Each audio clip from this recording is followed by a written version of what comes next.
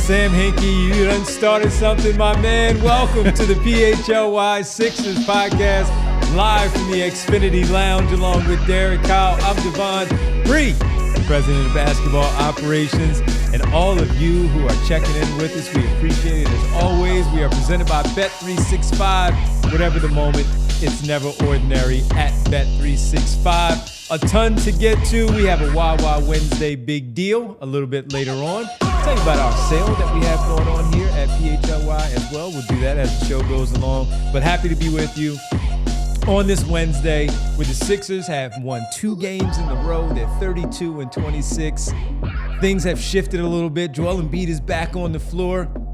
And Kyle, we need to talk about the NBA overall. Kind of like, don't get to do that a whole lot around here. How did they get Joel Embiid in the first place? Tearing it down. Oh, I thought you were going to say because he injured his foot. But yeah. Well, he did injure his foot, and they tore it down. But they lucked into that one overall.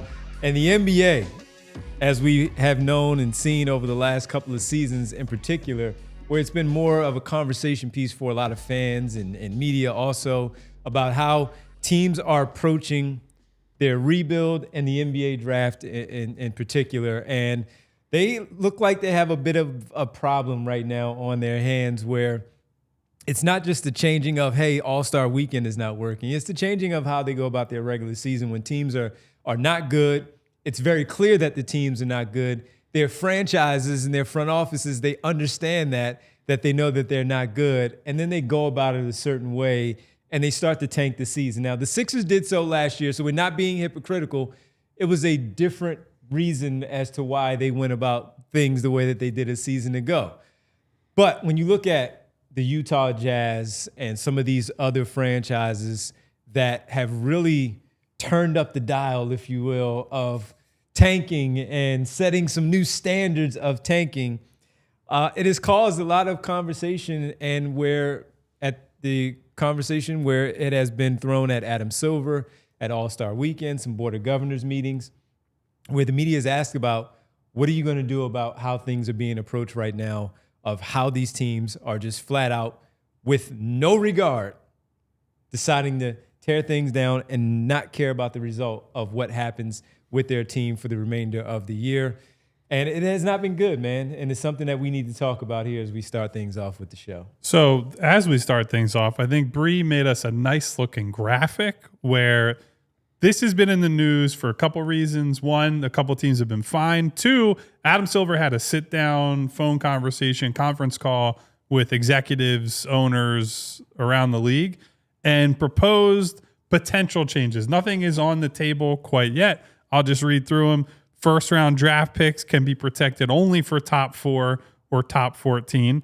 Frozen lottery odds at the trade deadline or potentially at a later date. No longer allowing a team to pick in the top 4 in consecutive years. Wow.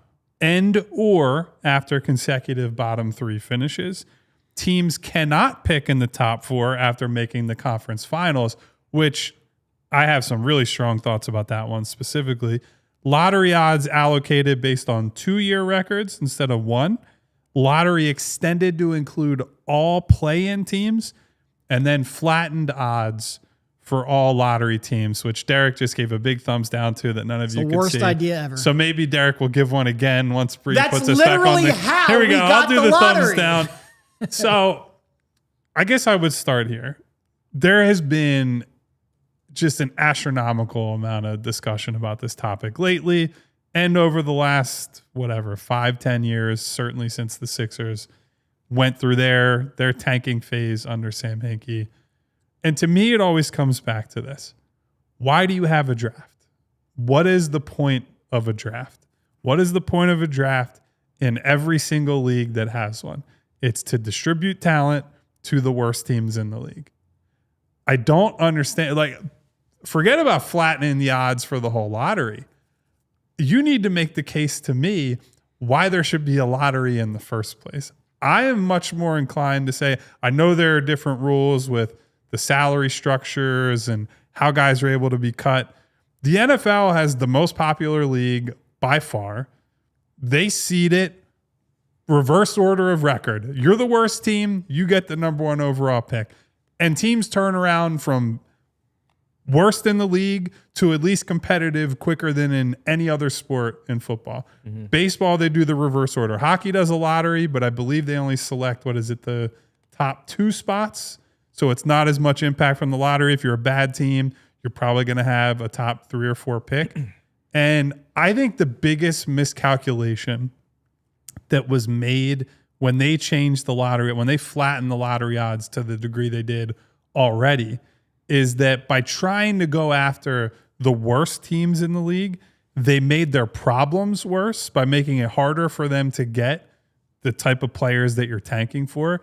And they actually incentivized teams in the middle, teams that are like the 10th worst team, the 13th worst team. We're at the lottery line, where we've seen examples, and we were talking about this before the show, of the Dallas Mavericks after they have Luka Doncic, they trade for Kyrie Irving.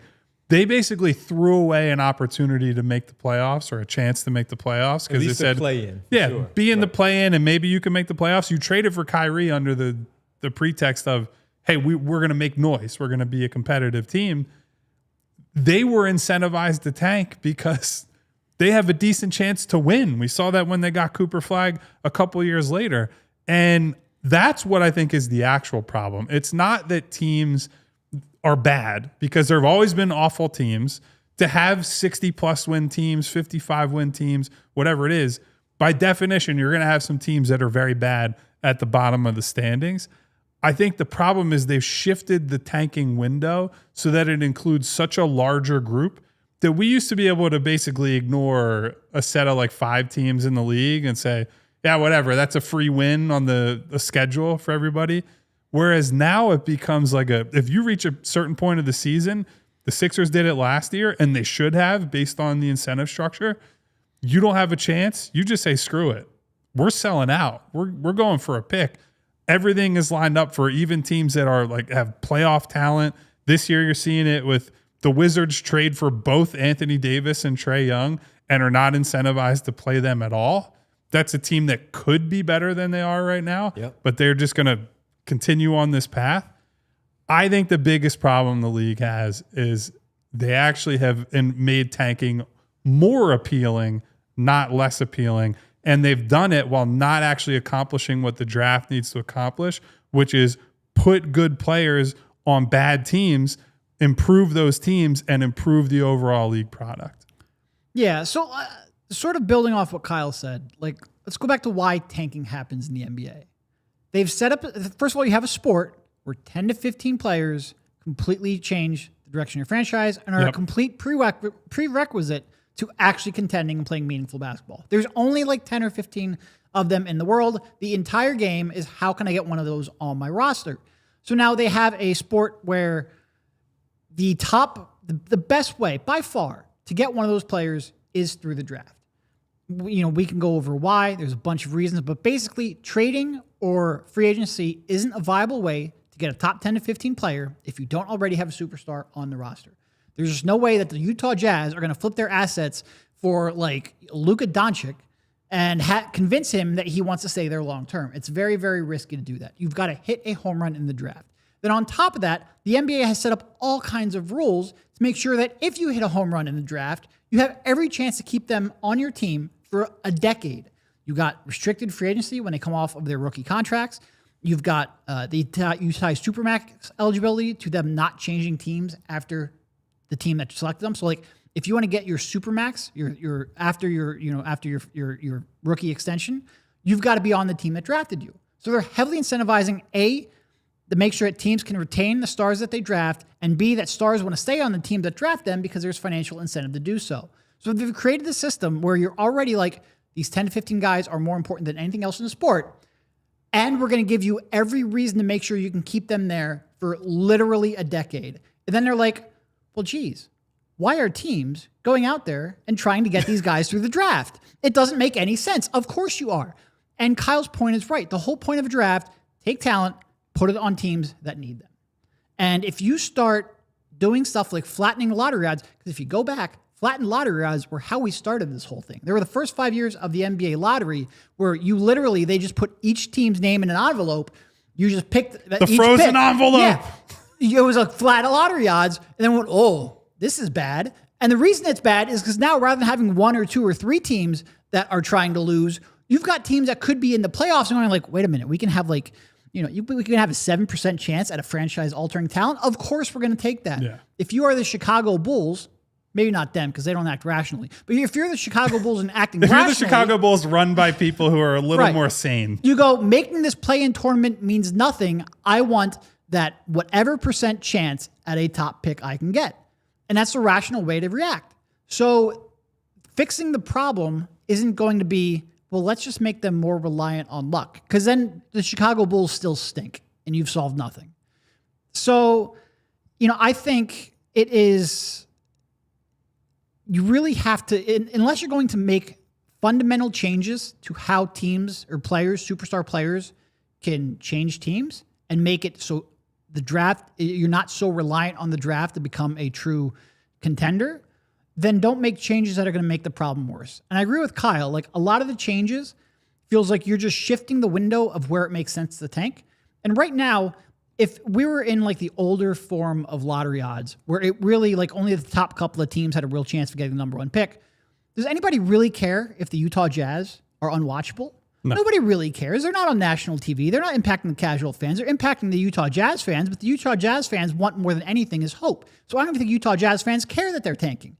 But if you start having it where like borderline play-in teams all of a sudden go like, oh, maybe I should try to get that top draft pick, that's when you have a real problem with the league. So I don't like anything that either shifts the window of tanking. I don't like anything that just introduces more luck. And I just don't like overreacting to a problem that is inherent to the league itself. And that's inherent to the rules that you've set up about retaining your players. It just, I feel like so much of this is like, well, there's 2 things. First of all, it's bad press and publicity for the league. Second of all, there's a gambling element that we can't completely ignore. 100%.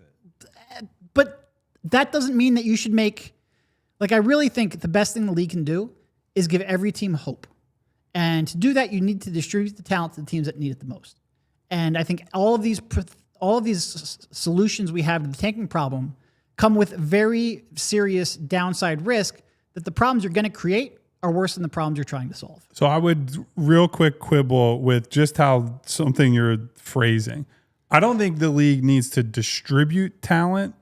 I think the league needs to create the opportunity to get talent. Oh, sure. And that's what, sure. So you've got to make smart decisions. Yeah, it's important to say, like, I don't think that a team that is run poorly, regardless of what market they are, who's running the team, whatever, it's not that any of us think that Adam Silver should be sitting in the commissioner's office like, we got to get Darryn Peterson to this specific team, or we got to get Cam Boozer to this specific team. But as the people running the league and as the commissioner of the NBA, your goal should be, I have 30 teams, and it seems like soon they're going to have 32. It seems to be the common reporting that is out there right now.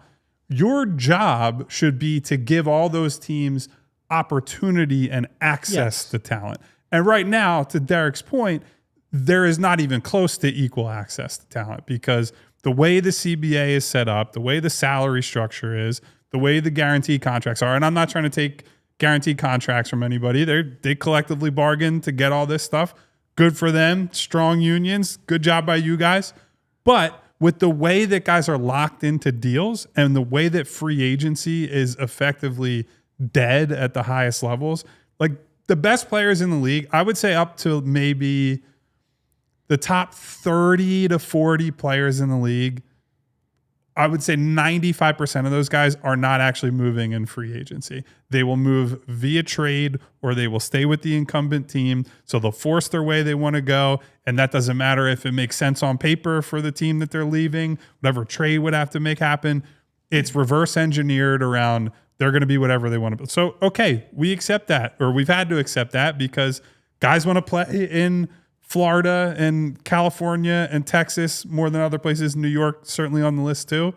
So to deal with that problem and to give even the illusion of hope to franchises in Oklahoma City and Utah and Memphis and some of these other places that are not historical free agent destinations. I mean, even Philadelphia, right? Like we think of Philadelphia as higher up the list than a lot of these other places. But Philadelphia is not competing with the Lakers. They're not competing with the Heat. They're not competing with the Knicks. Like, not even really competing with the Bulls. That's what I'm saying. So most teams in the league are going to have to win and have to get their best talent through the draft.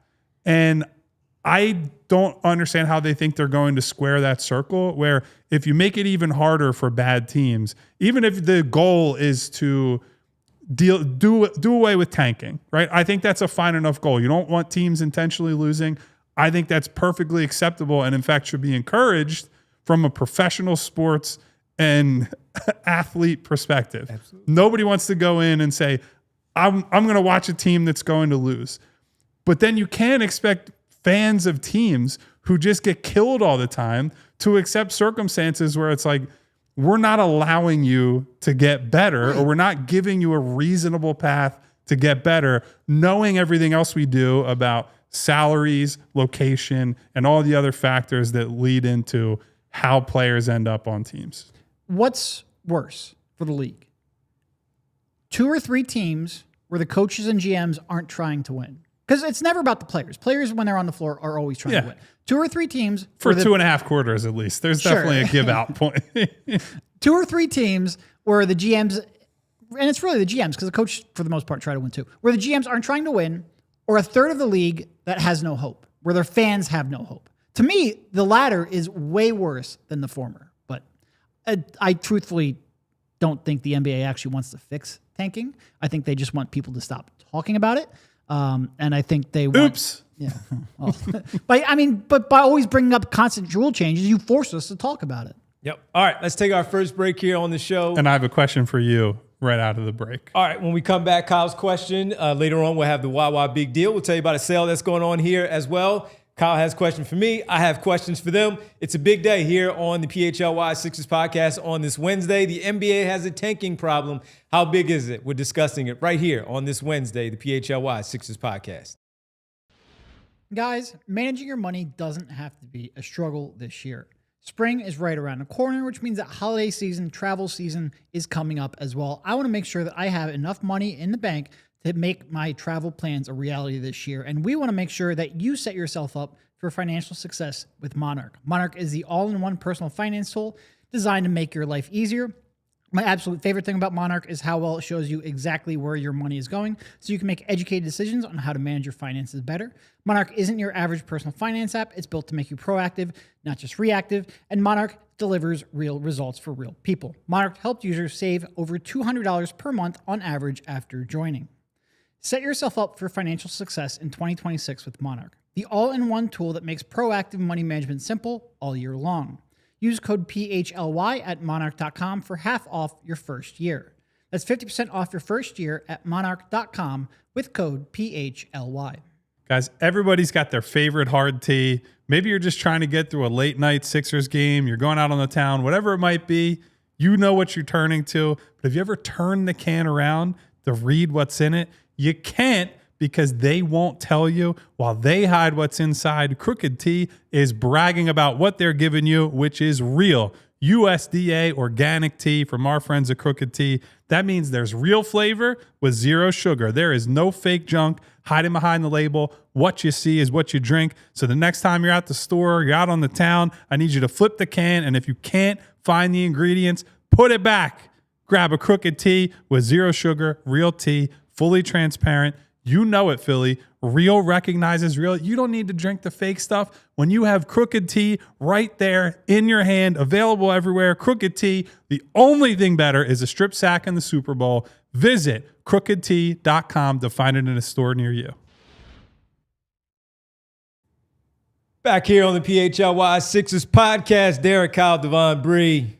Thanks to all of you for hanging out with us on this Wednesday as we discuss the NBA tanking problem. Hey, you benefited from it a few times with the tanking and how things went on here in Philadelphia. We'll talk about that here shortly. But can we tell you about a sale that we have going on here? Maybe you've been waiting. You say, you know what? I haven't signed up yet. I keep forgetting. The holidays passed. I spent so much here. I want to say, guess what?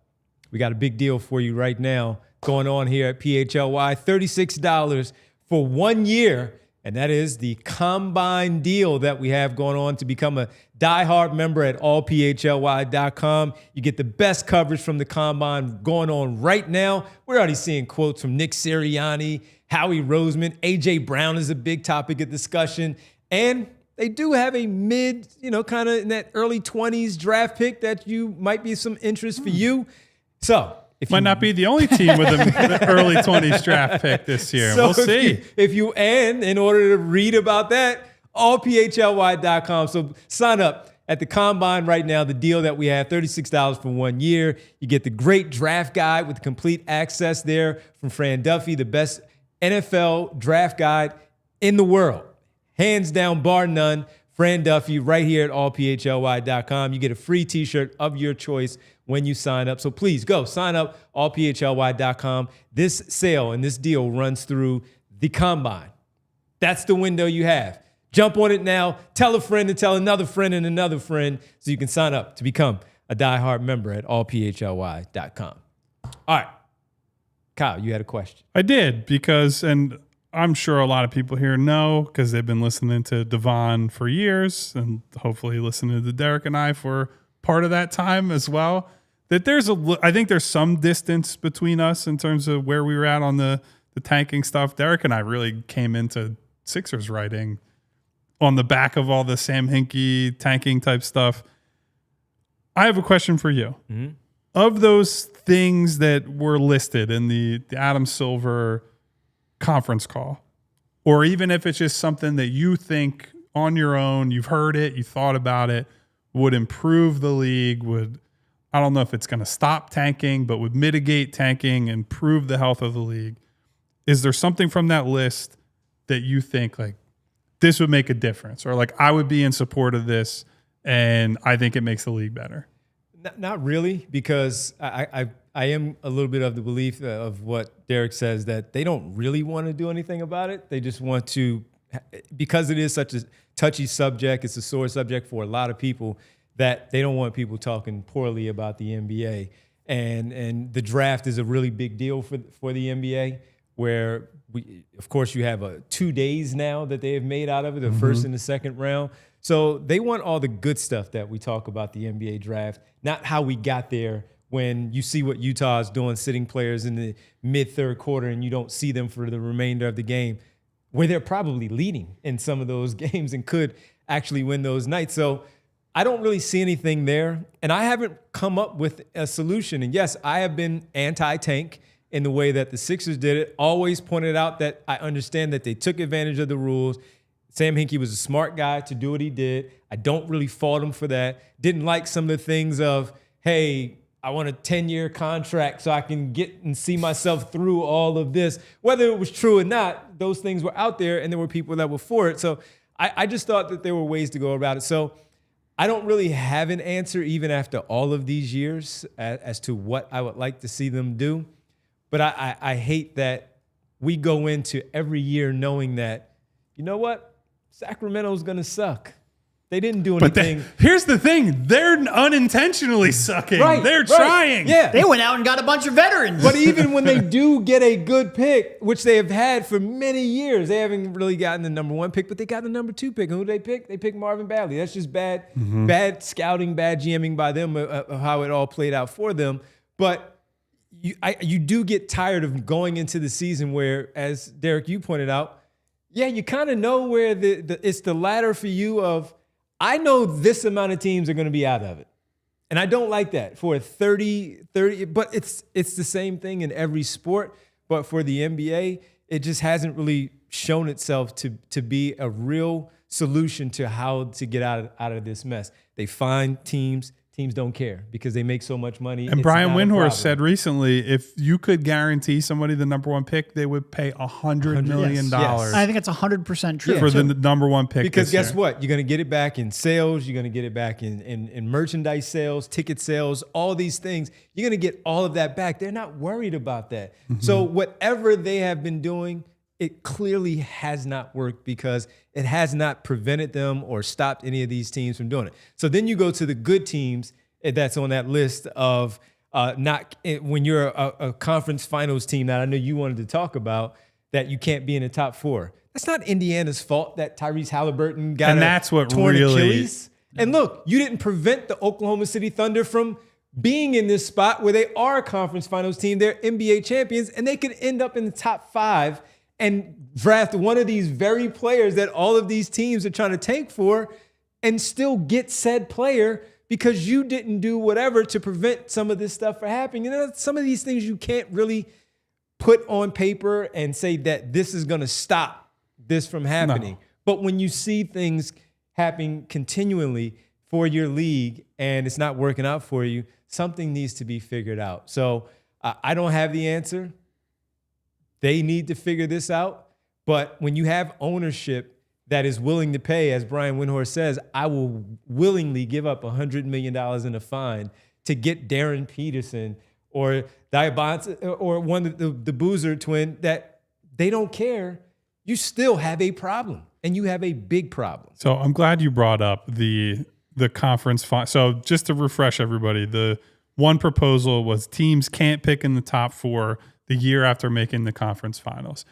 And you have to be in Indiana's shoes and say, okay, we lost our franchise anchor in Game 7 to an Achilles tear. In free agency, Miles Turner leaves on a deal that the Bucks had to waive and stretch Dame Lillard to make this possible. So the Bucks make a really aggressive offer for Miles Turner, who's a good player, but not a great player. And the Pacers say, we're not overpaying for Miles Turner. But they didn't do anything else. And they didn't trade away guys who are like, oh, that guy's going to help us win now. Pascal Siakam is still in the lineup now. Like he missed the All-Star team. He made the All-Star team and has played 50-plus games. Yes. Missed the Sixers game on, was it Tuesday night? I'm forgetting my days of the week right now as we're sitting here. But he's largely been in the lineup. All their available rotation guys are in the lineup and playing. They're just bad. So you're to sit here and tell me that just because they happen to have a good year the year before and had all these things happen to them and now they're bad, they're not allowed to get rewarded by the draft lot? Like, what is the logic behind that? And by the way, the Pacers are so, like, they don't even think about tanking to the extent that they traded 2 firsts for Zubats. And if their pick falls 5 to 9, they lose it. It's out of there. So this whole season will have basically been traded for Ivica Zubats, who's a very good player, but I don't think he's probably worth the 5th pick in this draft, right? Like, I think that's crazy talk. So it's going after bad actors or what you would view as bad actors, and I understand the mentality, but to me, it very clearly hurts teams that are diligently trying to win, who are trying to build their teams and win every single night and just aren't good enough for one reason or another, health, free agency, their market, whatever it might be, that need the help from the draft. They need to have access to those types of picks. I will also add this because Utah has already come up already. And I want to be clear, I do not fault the Utah Jazz one bit for going about this the way they have with the way the rules are set up. When the incentive structure is what it is, it's a haves and have-not league. And again, so, I said with Sam Hinkie, I get why he did it. Doesn't mean you're playing within the rules that have been set. Right. So I'm not faulting them for doing so. I do think what they're doing is more insidious than just like you strip the roster and the team is bad, because you're playing your stars or your good players for 2.5 quarters and then quitting on the floor. And by the way, you make a huge trade at the trade deadline with an all-star and defensive player of the year candidate, and then he's done for the year after playing 2-3 games. Well, and like Yusuf Nurkic is like getting shut down for like sleep apnea surgery, and it's like, all right, you're just rubbing it in everyone's faces at this point. Right. And I do think I find that more off-putting than what the Sixers did or what the Thunder did. Was like, we're stripping down the roster and we'll play young guys and they're going to lose because they're not good enough. I know that the end goal is the same. The process is a little different. So it's splitting hairs. I'm not saying they can't do it. I'm not saying they shouldn't be allowed to do it. I just think it bothers me a little bit more. And I do think that that's probably why the Jazz caught the attention of not just Adam Silver, but a lot of people around the league, because it does feel, and of course, as you brought up, the betting partners, because when you do something like, hey, our starting lineup is Jaren Jackson and Lauri Markkanen and Keontae George and Ace Bailey and whoever else, and then the closing lineup is like Cody Williams and John Conchar and whoever else. It's okay. We all see what's going on here, and I think that feels a little more wrong to people who think we get it organizationally, but when these guys are on the floor, you should respect the game. And I think that's a tough needle to thread too. Yeah, there were two that I just completely struck from the proposals. It was that one with the conference finals not being able to get a top 4 pick. And then it was flatten the lottery odds for reasons we had previously talked about. Those to me are just complete non-starters, completely ridiculous. The rest of them are marginal changes that probably don't really fix anything, but at least don't introduce major problems. Like probably like the 2-year record might be the most sensible way to strip away the most egregious tanking without completely removing the ability of teams that need the high draft picks to get them. But even so, like, I'm just going to go back to it. Like, if you want to fix tanking, like fundamentally fix tanking, you've got to make teams less reliant on the draft. Yeah. And unless you're not doing that, you're just putting window dressing on. And it is like the way the league is set up. And look, I'm not saying it's wrong, because you don't want stars moving, right? You want, when you draft a guy, to be able to have him for a long time, to have a chance to build around him. But you're at a fundamental level where, like, getting that top 10 to top 15 player, getting that first option, it's 10 times tougher to have a number 2 and try to get a number 1 than it is to have a number 1 and try to get a number 2. Like, you've got to get that first guy. And it's just, if we're going to just introduce randomness, I don't think you're actually fixing any problem. So I think a lot of these are fine. Like, I wouldn't want to freeze lottery odds at the trade deadline or something, because what happens if somebody gets an injury late in the season? Like, that also just shifts tanking more aggressively to the start of the season, which you don't want. You want teams coming in thinking they can at least compete. Outside of that, though, like, these are just, it's window dressing. I'm okay with, like, the pick protections. I don't think that makes my job easier, so I'm fine with that. Here's what I would say. If you change the teams can only do top 4 or lottery protected picks, does that slow down trades in the NBA? Do teams just say we're not making trades?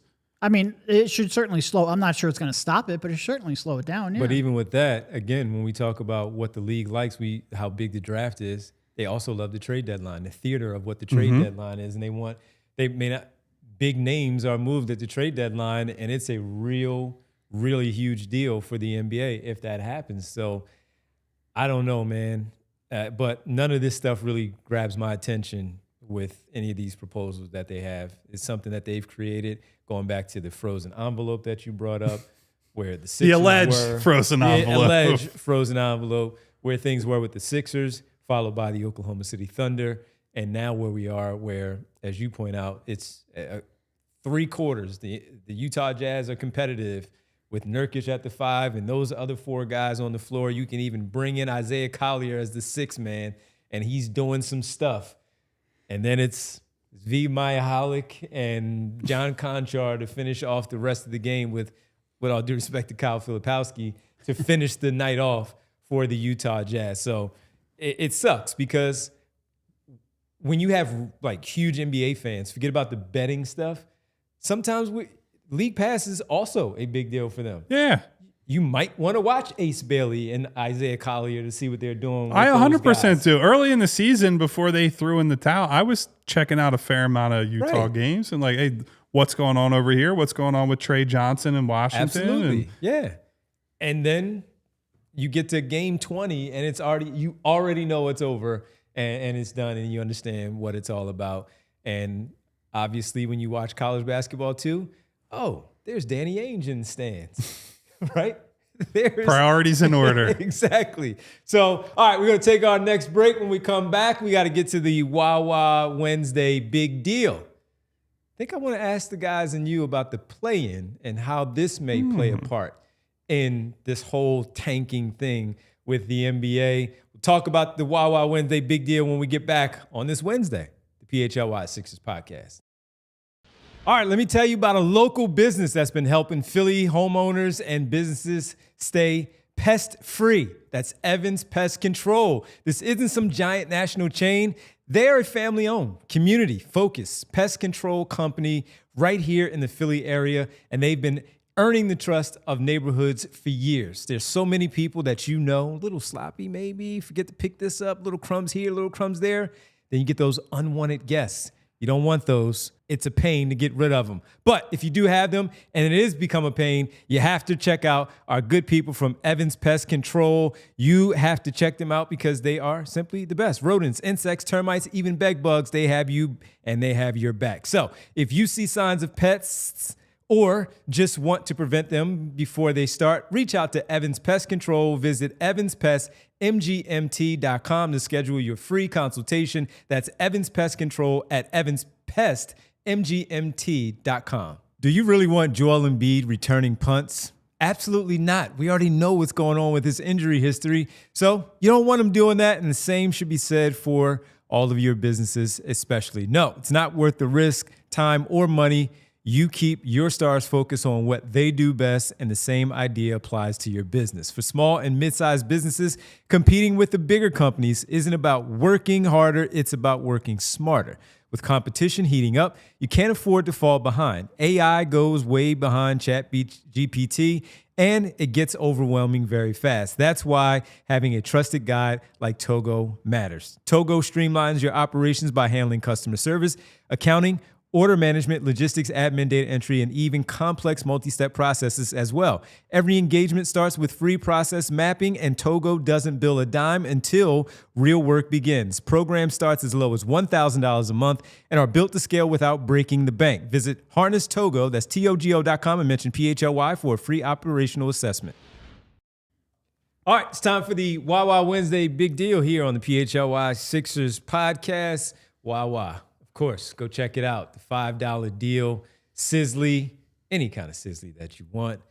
Make it your own. Certainly the ice or hot coffee and a hash brown. Ice, baby. 5 to 11 a.m., 5 a.m. to 11 a.m. on a daily basis. Don't forget about the chicken sandwich daily. I feel like Derek and I are on the very opposite ends of the coffee battle, where I will drink iced coffee no matter what time of year it is, and Derek only drinks hot coffee. Yep. They do have a chocolate bliss flavor. That's one of their seasonal flavors. That has been incredible. Love that. Yeah, I just go with my tea, just kind of thank you, Wawa, for allowing me to substitute the coffee for the tea. Bree, which one of you are more iced coffee, right? I'm always iced coffee. Yeah. Gang, no matter the that's season. right. Yeah. Yeah. So, Wawa, check them out. Wawa Wednesday, big deal for us. All right, Derek. How much do you think, if at all, or not at all? And number one, do you like it now that it's been in the league for the last couple of years? The play-in. Does this play a part in any way for you of how all of this tanking and how they approach the second half of the season or the remainder of the season once they really see that they're out of it? Yeah, right. The theory is that if you have now like 10 teams or 10 spots that you're pursuing, fewer teams would be willing to give that up to enter the lottery. I'm not sure we've seen that really play out. Like some teams I think have. We make fun of the Bulls all the time for doing that. Some teams like the Mavs a couple years ago pretty much punted on that so they could keep their pick. So I think it's kind of gone in either direction depending on the team and the front office. Mm-hmm. I don't think it's had a huge change in either direction. One of the suggestions from Silver was to include teams in the play-in in the lottery. I think that might prevent teams from having to choose, from being like, I'm going to punt on trying to make the playoffs just so I can get a lottery pick. That might be reasonable, but I don't think it's had a massive difference in either direction, to be honest. Yeah. I'm pretty ambivalent on it overall. I do think, and we were talking a little bit, I think the Hornets are probably a good example of a team that's a team I think will really try to stay in the play-in, or if they can get to, God forbid the Sixers really fall off a cliff and they could get to the 6th seed, they do that. But it's an example of it's a young team, they're ascending, and I think those reps in semi-meaningful games are great for them. And they're like, hey, we've had some top picks. We're still going to have a decent pick if we push for the play-in. Why not get these guys like a game or two where they're really competing for something at the end of the year? And I like that part of it. I think the problem is the East doesn't have enough good teams. No, Yes. Like not. in the Western Conference, generally 7, 8, 9 are pretty damn good a lot of the time. Like right now in the Western Conference, the Suns are 7th, the Warriors are 8th, the Blazers are 9th, the Clippers are 10th. Suns have been very good. Blazers have been a feisty, competitive have. team all year. Yep.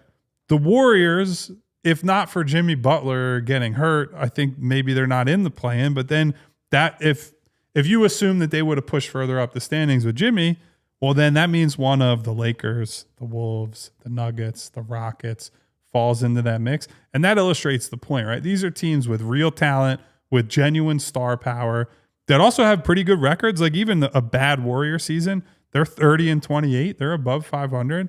And they will try to win. There's no other way about it because with Steph toward the end of his career here, you can't just punt away seasons.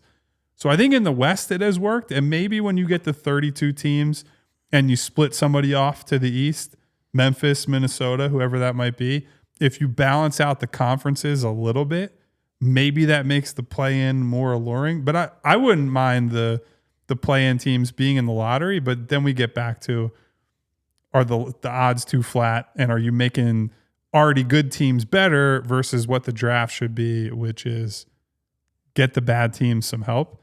And so let's assume that you could change the salary structure. Oh God, we need an entire episode on Well, this. that's a whole can of worms we won't get into. But let's just assume you could change it however you wanted.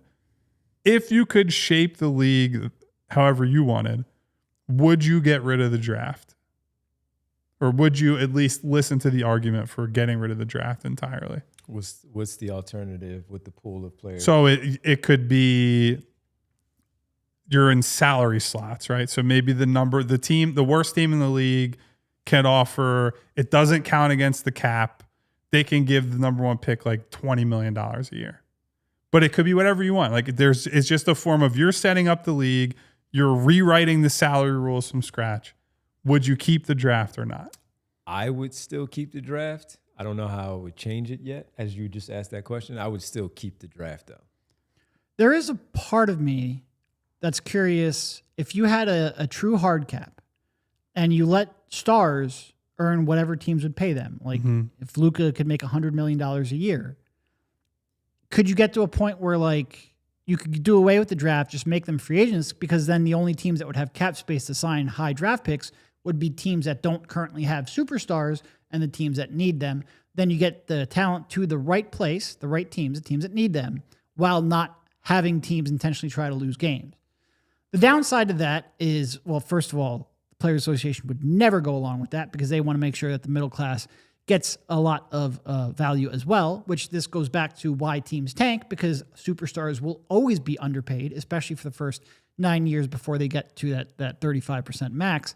But if you took that away and all of a sudden, you've got, if you think Quentin Grimes is struggling to get a contract now, like let the stars earn what they're worth, and then you're really going to struggle. So I think there's a lot, and this is one of the things that the more I've thought about fixing tanking, the more that you come to the realization that like anything that you change here is going to have drastic repercussions on every other aspect of the sport. And you really have to think it through. But there is an interest, like part of me that's wonder, like hard cap, let superstars earn whatever you'll pay them. Can you get rid of tanking while also still shifting players to the teams that need them? It's an interesting thought experiment. Though, wouldn't they? And look, there's a cap. So there's only so many that can go to New York or Los Angeles or Miami or Philadelphia for that matter. How many are going to want to go to Utah or Memphis? If Utah can offer them $30 million a year and nobody else can offer them 10, like I think some people are going to Utah. Yeah, but again, what does the team look like around them though? They have a star, but are they winning? Are we still in the same spot that we were before where they're not competitive? It's one thing to have Ja Morant on your team, but if he's not playing, he got his money, he's not worried about anything, you're still in the same boat where they're just a bad team. It would be, it's a good point you bring up, Devon, because like it's one thing to get a guy to agree to go there, but once he's there and he's looking around and he's like, well, I got my money, and it's unless you change, and that's again, I will never advocate for taking away the guaranteed money from guys in the NBA. Yeah. But it is the fascinating thing about the NFL, and it's why things change so quickly, is like these guys get on paper, $200 million deals or $100 million deals. In reality, those deals are worth like $25 million, and then we'll see like what happens, because if it doesn't work for them, then they're renegotiating.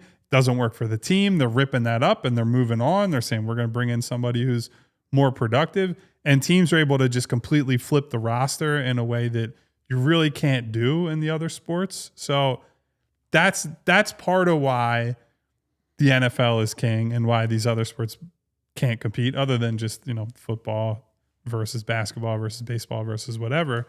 But the incentive is interesting, because if you hand a 19-year-old $30 million a year, or just something crazy, just making numbers up, how do they respond to that? How do they handle the pressure or the responsibility of being that guy? Let's continue this on the other side, because we got to take a quick break. That was our Wawa Wednesday big deal presented by Wawa. Any sizzly, any hot or iced coffee, and a hash brown. That's $5 from 5 a.m. to 11 a.m.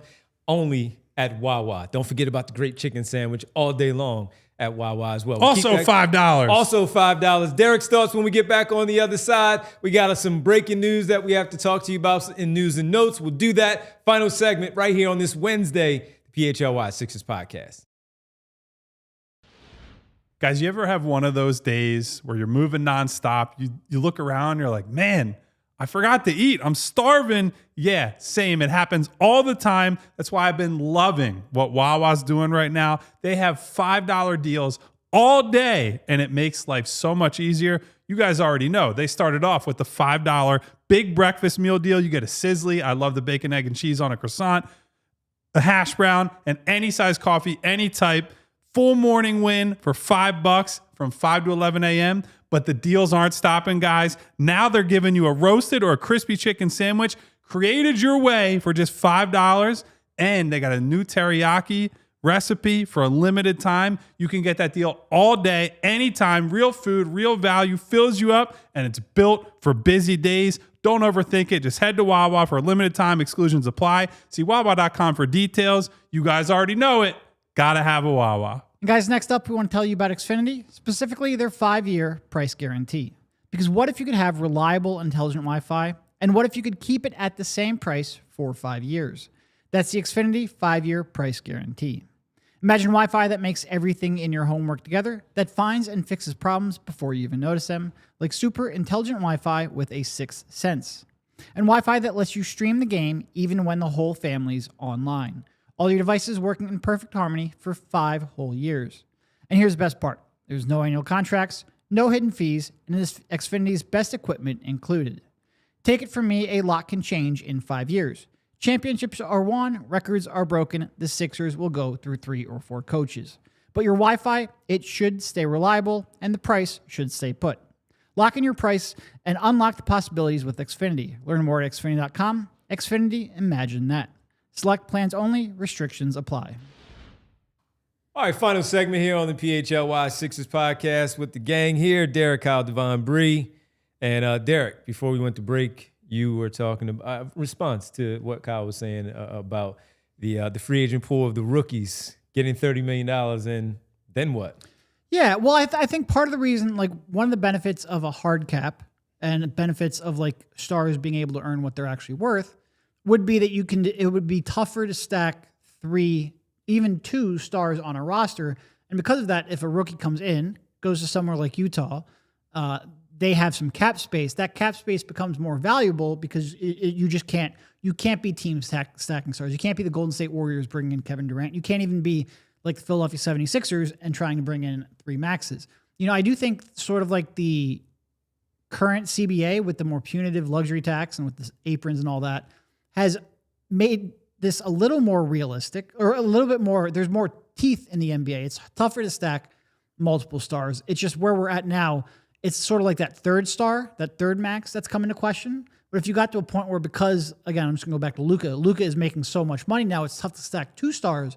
Well, all of a sudden, the remaining stars get redistributed a little bit more. So a team that's trying to build up might actually be able to then use free agency because other teams just fundamentally do not have cap space to pursue these guys. So it is, like I said, I think there's a lot of downsides to trying to make like a true hard cap, but I do think it could free up some star level movement that would help something like that. There's definitely downside if the Clippers aren't punished for this whole Kawhi Leonard thing. By the way, imagine again, allegedly, reportedly, we'll just get all that out of the way. They're doing these shady backdoor deals to get Kawhi on the team. Now imagine you're in a hard cap league and you're even more incentivized to be like, hey, aspiration. Hey, the bigger one is, hey, Nike. Yeah. Hey, New Balance. Hey, Adidas. What do you think you could do for star player X? Which, if again, we could tell you they're going to be in LA for the long term. Michael Rubin and Fanatics, why have you been asleep at the wheel? Listen. Well, he's got his own problem. Get on it, man. Like, funnel some money somewhere where it needs to go. Anyway, so I think there are probably problems like that would arise if you're in a hard cap environment where, yes, I think in theory, on paper, I agree with Derek. It prevents teams from stacking up the type of stars that have historically played together. It distributes the talent a little more evenly. In practice, I wonder if guys are taking some, call them sweetheart deals in the markets that they want to play in and with the teammates they want to play with, and you find that money elsewhere.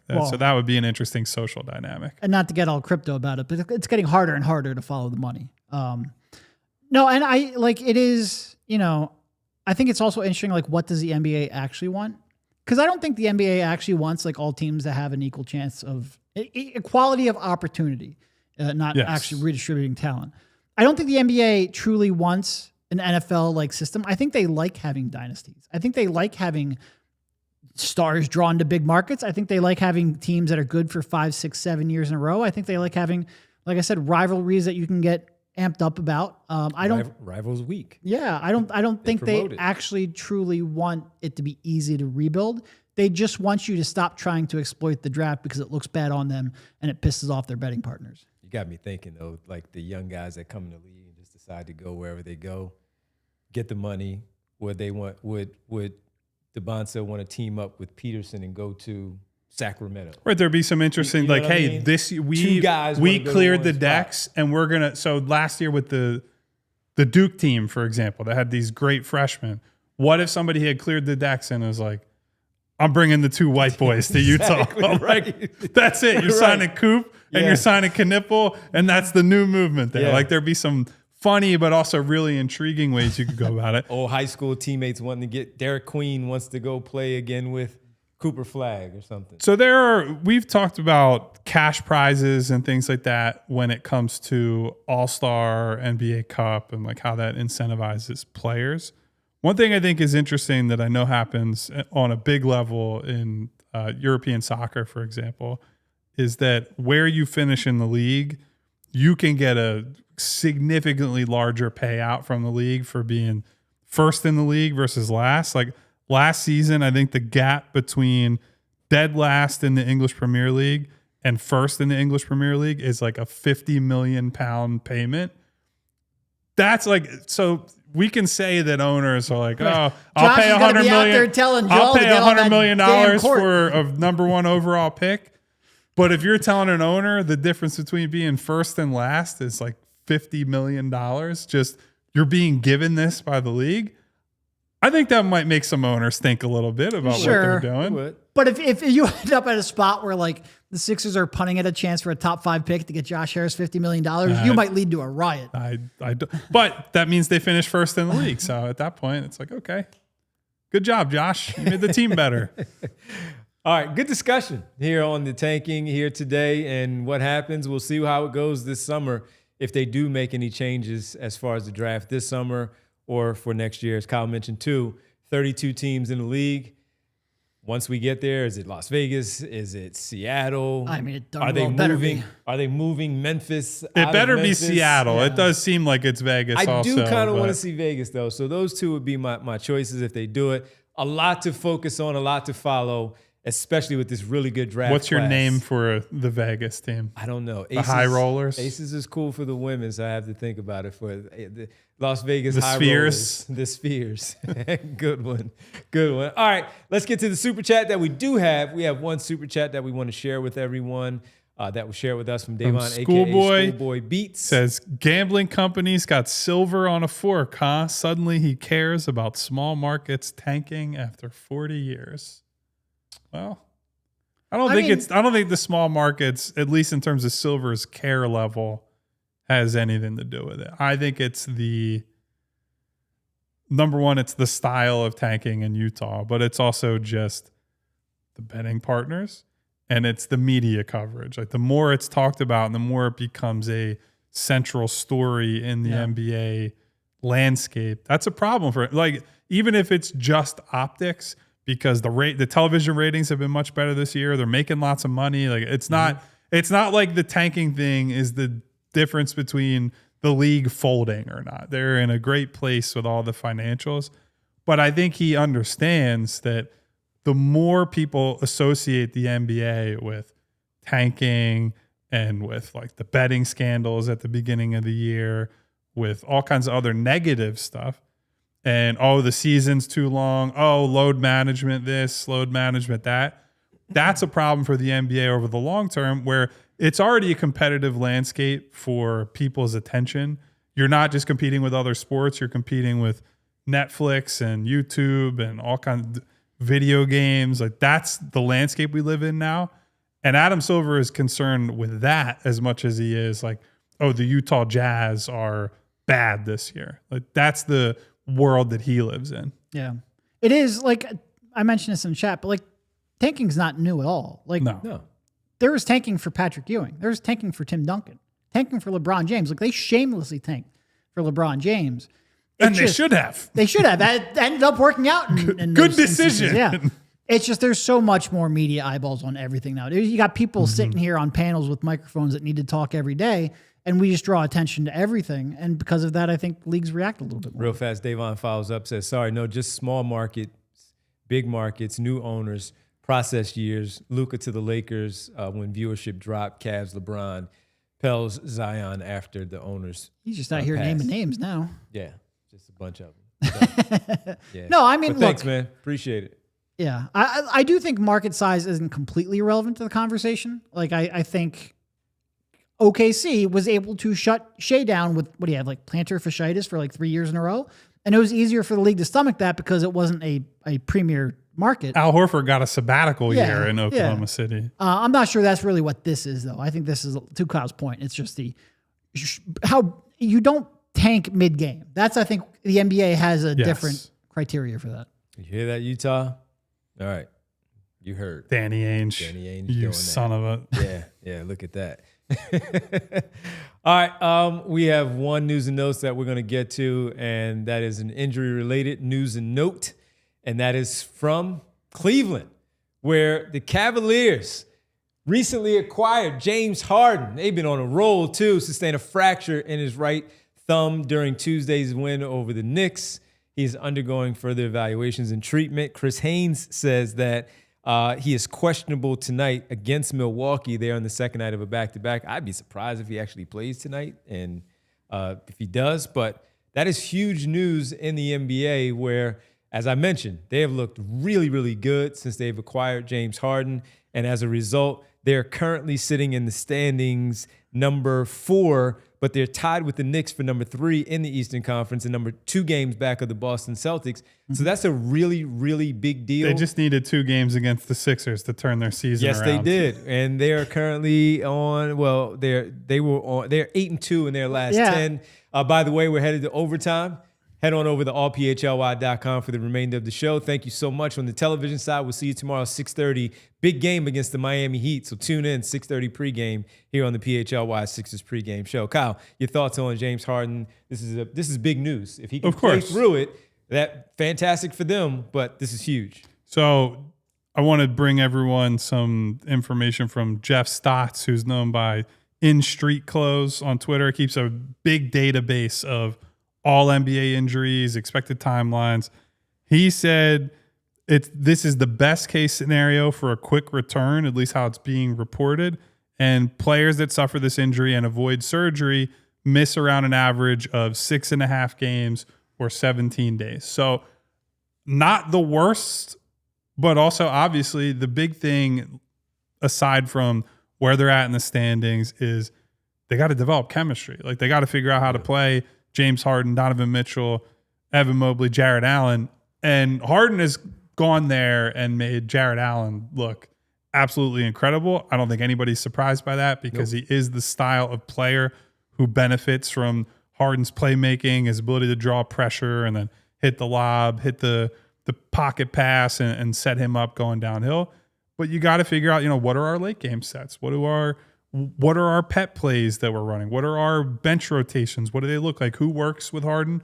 Who doesn't? Who should be on the floor with Mitchell when he's leading the group? And who should be with James? Like, how do you go through all those decisions?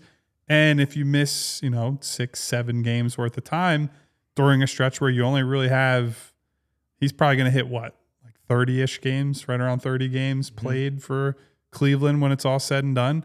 It's not a lot of time before the playoffs. So I don't think it's going to ruin their season, but it will complicate it. And they were already in a spot where it was going to be difficult for them to turn this group into a contender by the time the playoffs hit. Yeah. No, I mean, it is, we'll see how much time he ends up actually missing, what the full diagnosis is. But Kyle's right. Like, they're playing really good basketball. 6 of 7, including win over the Knicks. Not that the Knicks are anything all that special. I ignore that stuff. And I think they got another pretty good win in there as well. So they've been playing some good basketball, and James has acclimated himself quicker. But Kyle's right. Like, even if they're looking better than you expected, like, you've still just got a lot to learn, from the coaching staff learning to the players learning how to play alongside of them. He is a little bit of a unique player in how he dominates the ball. So hopefully he is not out for too long. My quick thoughts on this is that they can sustain things because they've done this before where they had to play without Darius Garland at the time because of so many injuries where they would still win games. Then part 2 of that is, as much as I can't stand them, over those 6.5 games that Kyle laid out, or the 17 days, Dennis Schroeder can run a basketball team for that amount of time. Your guy. They also picked up Keon Ellis. Craig Porter Jr. has done some really nice things in a pinch when they've needed him to start. And because Donovan Mitchell is who Donovan Mitchell is, he can run an offense where he can still be the scorer and a distributor in the sense with the front court players that they have and the shooting that surrounds him out there on the floor. So they can sustain things in the East where they may not drop too far, where they just stay in the top 4, where they may not fall past 5, but they can certainly stay somewhere in that mix until James Harden gets back. So if I'm a Cleveland fan, you hate the part where they cannot continue to develop that camaraderie, that chemistry out there on the floor. However, they do have capable people in the backcourt to stand there for those 6, 7, maybe even 10 games. And if they're playing well and still winning, he can sit out a little bit longer if they are playing well enough where they can allow it to really heal the way that it needs to for that time. Because if we're talking 10 games, it's probably mid-March, and he gets a final run there in the March 20 range into the mid-April part of when the season finally comes to a conclusion for them. So we'll see how it goes. But it's a big deal. It's a big deal. Let's see how it plays for them. They have the Bucks tonight. I'd be shocked if he plays, and maybe he just doesn't. What'd you say? There's some there's an update on this. I think Kyle is probably shaking his head too. Shams literally a minute ago said that James Harden plans to play through his fractured right thumb. Okay, tape it up. He's going to thug it out, man. He's saying, I'm out there. Tape it up. I give him credit if he does, because that's it's a sport that's played with your hands. So it is. Having a fractured thumb, even if it's non-displaced and still playing, I give James a lot of credit for that. Yep. All right, and it's not his strong hand. This is weak hand, so he can still shoot and pass. Making me think a scary movie too. My strong hand. All right, that'll do it for us on the PHLY Sixers podcast. We'll be back tomorrow, 6:30 for the Heat and the Sixers. We were talking about it last night. Heat playing and the Milwaukee Bucks, and didn't say it in the moment. We said that they were Heat down collapse. by 10. But they did lose. So right now in the standings, the Sixers remain in front of the Heat. The Orlando Magic won by 1 point over the Lakers, by the way. So as Bree throws up the standings right now, the top 8, and the Sixers still do maintain a half-game lead over the Orlando Magic and a 1.5 games over the Miami Heat. A win tomorrow will certainly separate things where they can control what they can control, and that is the head-to-head matchups against any of these teams directly in front of them or directly behind them in the East standing. So 6:30 pregame right here on the PHLY Sixers pregame show tomorrow on the PHLY network. All right, let's get to the world famous. It's the roll call.